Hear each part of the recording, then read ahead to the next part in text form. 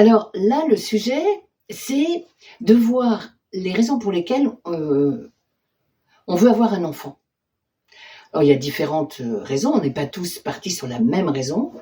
Avoir un enfant n'a pas le même sens pour tout le monde, mais donc on peut décliner là un petit peu ensemble, voir les différentes raisons qui peuvent amener des parents à vouloir avoir un enfant.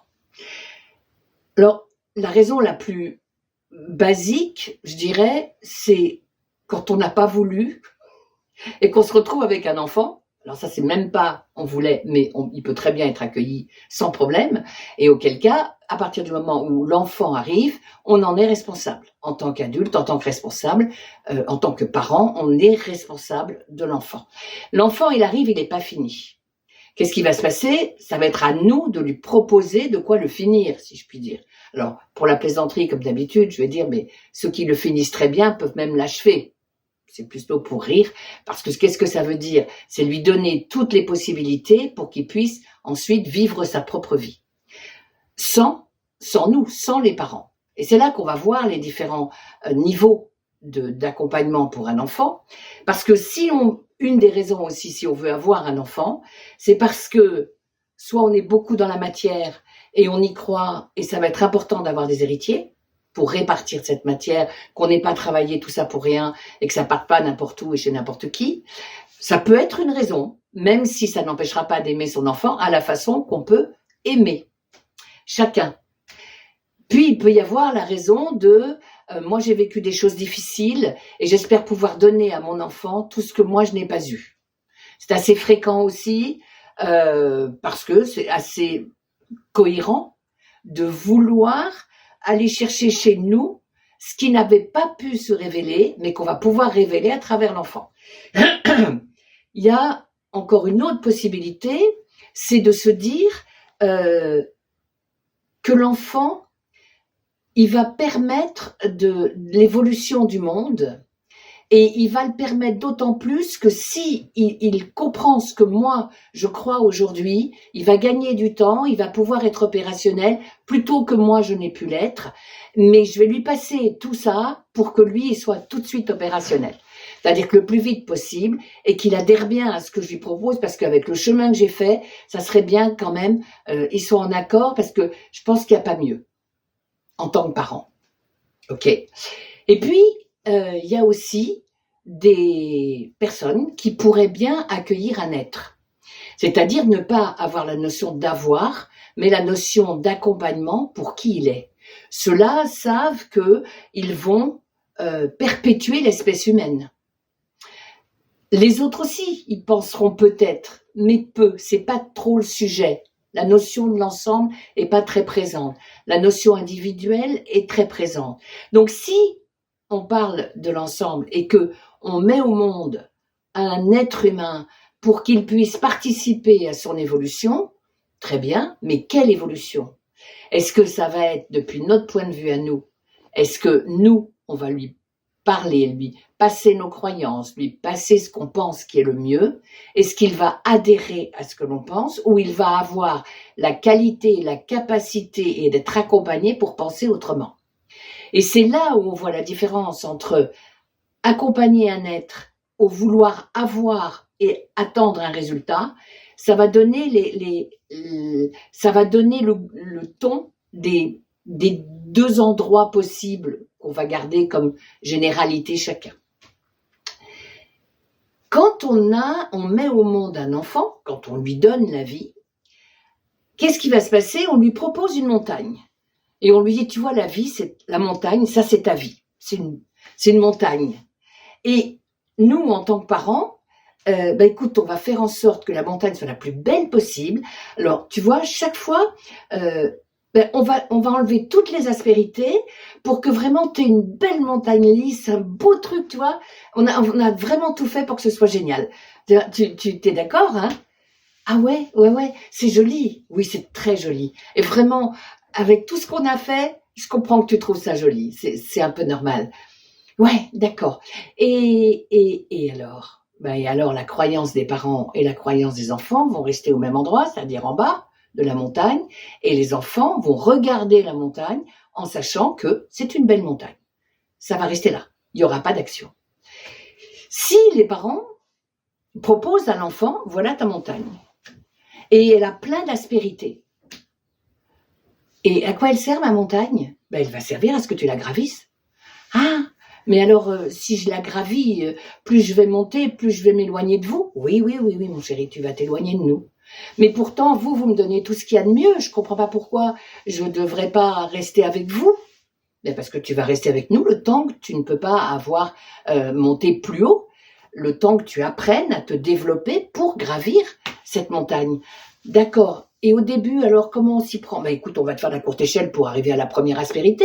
Et puis, on va te maintenir un peu la main pour que tu touches la deuxième aspérité. Et puis, la troisième. Puis, à un moment donné, après, tu sais grimper. Tu grimpes. Mais si je tombe?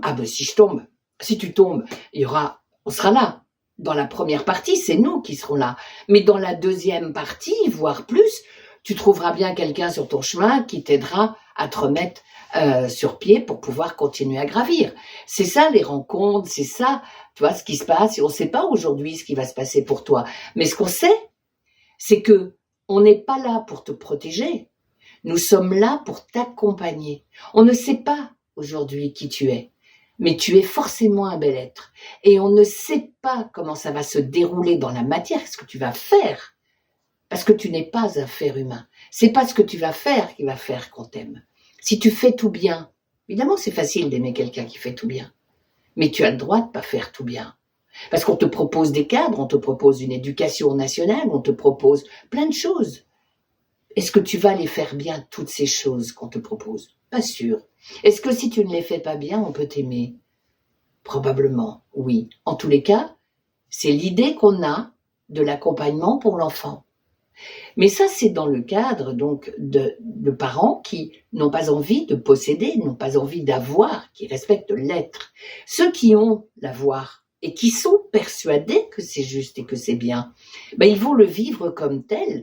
Donc oui, ils vont régulièrement lisser la montagne. Et oui, du coup, les enfants vont rester à la hauteur de leurs parents et ils vont réitérer ce qu'ils ont entendu. Ils ont entendu, on croit en ça, il faut faire comme ça, comme ça. Ils vont refaire la même chose, puisqu'ils ne savent pas qu'ils peuvent découvrir quelque chose de nouveau, vu qu'ils sont restés au même niveau. Donc, on voit là la tendance d'une part et en même temps l'évolution d'autre part possible. La tendance, elle est, je ne veux pas qu'on puisse me dire qu'en tant que parent, je n'ai pas tout fait bien pour mon petit. Je ne veux pas frôler la culpabilité, donc je fais tout pour qu'il soit bien. Et je lui ai évité tous les problèmes. C'est formidable. Je suis une mère ou un père formidable. Non, on n'est pas formidable dans ces cas-là. On a fait notre mieux, pas forcément le bien de l'autre, mais on n'est pas forcément formidable parce que l'enfant ne pourra pas s'appuyer sur les parents pour grandir, mais devra maintenir les mêmes croyances, les mêmes idées et la même notion de ce qui est bien de la vie, pour la vie, dans la vie. Alors, là, évidemment, qu'on donne deux notions qui sont faciles à repérer, bien sûr, mais cette notion de permettre, de ne pas permettre à l'enfant d'être son vrai, qui il est vraiment, c'est souvent parce que le parent ignore qu'il peut être autrement que ce qu'il est lui-même et qu'il a reproduit ce qu'on lui a passé ou qu'il a réagi à ce qu'on lui a passé. On ne m'a pas aimé, moi je vais aimer les enfants. C'est quoi aimer ces enfants? C'est les protéger, c'est les posséder. C'est à nous. Ça, c'est l'idée qu'on a de l'amour. Et c'est le phénomène de l'attachement. On a parlé l'autre jour du pourquoi c'est si difficile de ne plus d'être attaché à ses parents. Mais on peut faire la liaison là très facilement. C'est parce que si ils nous ont permis de grandir, ils ne souhaitent pas qu'on soit attaché à eux. Eux-mêmes vont se positionner pour qu'on ait la liberté, pour que l'enfant ait la liberté d'être. Si, par contre, ils sont responsables du bonheur de l'enfant, ils ne peuvent pas quitter l'enfant, dans la mesure où l'enfant ne peut pas non plus quitter les parents facilement, parce que sans eux et leurs critères, et leurs bénédictions, je pourrais dire, ils n'existent pas vraiment. Il faut qu'il y ait un extérieur qui leur affirme qu'ils font bien, qu'ils sont bien, que tout est bien. Donc la notion de vouloir comme ça constamment être protégé, ça ne veut pas dire que les enfants vont pas évoluer, parce que bien sûr que tout le monde évolue, donc ils vont évoluer aussi. Mais ils vont évoluer avec probablement j'ai envie de dire une récurrence des situations qui se retrouvent, qui vont être d'adhérer à tout ce qui ne les dérange pas. Aller vers ce qui est le plus confortable, même si ça a demandé un effort, c'est possible, mais vers quelque chose qui rassure qu'on est au bon endroit. Et c'est comme ça on peut avoir, par exemple, des gens qui se regroupent en village. Il y a pléthore de possibilités, mais chaque fois qu'ils veulent avoir les mêmes idées au même moment, croire la même chose, manger pareil, s'habiller pareil, tôt ou tard, il y aura le ver dans le fruit. Tôt ou tard, il y aura un problème. Parce qu'il n'est pas possible de ne vivre que dans le plus. Le moins existe toujours pour attirer le plus, et le plus attirera tôt ou tard le moins. Donc, de toute façon, tôt ou tard, on sera dérangé. Tôt ou tard, on sera dérangé, même quand on a organisé tout son faire, son bien faire, persuadé que c'est l'endroit, ça y est, c'est l'endroit de l'harmonie, c'est l'endroit, enfin, je suis bien. Mais je suis bien parce que je suis au milieu de gens qui disent je suis bien. Et donc, qui ne vont pas me contrarier, me contredire, me déranger.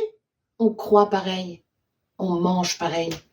Donc, le fait de se grouper dans les formes, que des personnalités se groupent dans des formes communes, ce qui est assez redoutable, et on peut le voir dans les expériences qui nous sont témoignées, c'est que tôt ou tard, ça pètera. Parce que on n'est pas là pour rester à ce niveau-là. On ne peut pas exister sans être dérangé. Donc si on n'a pas appris depuis qu'on est petit à être dérangé, mais dérangé au sens rentrer dans une structure minimale, pour ne serait-ce que vouloir en sortir. S'il n'y a pas une structure, on ne souhaitera même pas en sortir en tant qu'enfant, en tant que grandissant.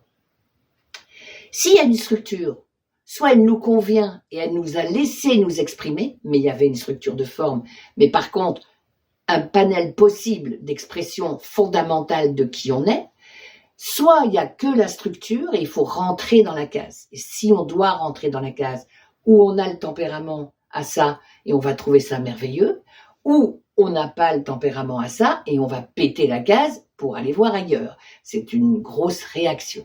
Mais dans l'ensemble, l'enfant reste attaché à ses parents, cette fameuse chose que nous disions déjà.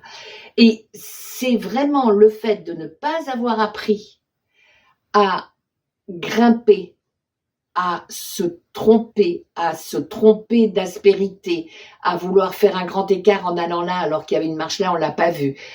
C'est apprendre à escalader la vie, apprendre à se dire qu'on ne sait pas ce qu'est le point suivant, mais qu'on ne peut pas ne pas y aller. Et soit on est accompagné pour ça, soit on est empêché pour ça.